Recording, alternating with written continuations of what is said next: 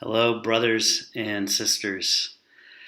As we continue to scheme and plot about being a people who are rabidly Jesus focused, that are hungry and just sold out for knowing Jesus and being known by Jesus, so that we can be like Him, so that we can love like Him.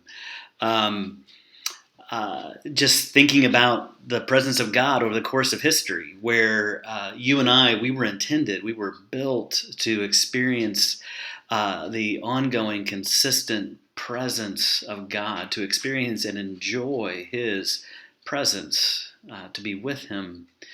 By Genesis 3, we see that that's broken, but then over the course of history, we see where we are moving further and further into His presence.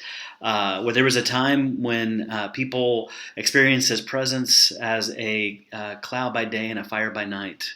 And then there was a time where they experienced His presence as being in a tent called a tabernacle as they went about the wilderness. And then there was a moment when there was a building that was built, a temple, and where there was this space, the Holy of Holies, where God's presence would abide.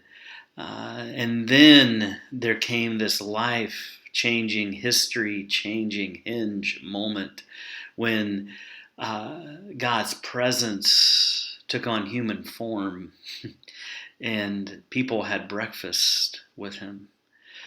People shared conversation. People could experience the touch of God. And then you and I, post crucifixion, post resurrection, we get to experience the presence of God as what Paul calls Christ in us, the King in us. His presence is in us. As we have given our allegiance to Him, His presence is in us, and we can experience and enjoy Him in every moment of every day.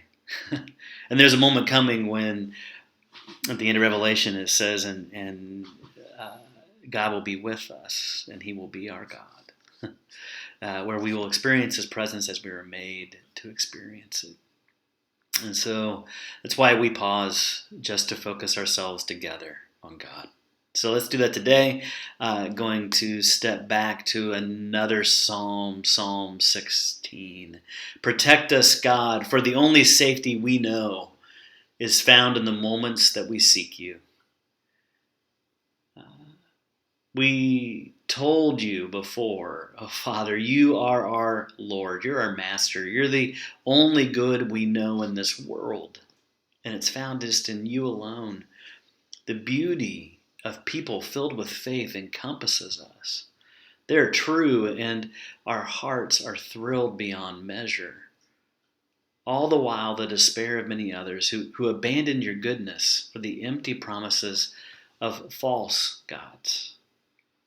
They increase day by day, but we refuse to pour out our blood offerings or to utter Their names from our lips. We refuse to make good things ultimate things, Father. But You, Father, are eternal. You are our sustenance and our life-giving cup. In that cup, You hold our future. You hold our eternal riches. Our home is surrounded in beauty. You have gifted us with abundance and a rich legacy. We will bless You, Father, eternal Father, whose wise teaching orchestrates our days and centers our minds at night. You are ever present with us. At all times You go before us. We will not fear or abandon our calling because You stand at our right hand. This is a good life. Our hearts are glad.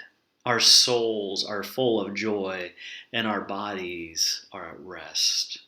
Who could want for more? Father, You will not abandon us to experience death in the grave or leave us to rot alone. Instead, You direct us on the path that leads to a beautiful life. And as we walk with You, the pleasures are never ending, and we know true joy and true contentment. Grace and peace, my friends.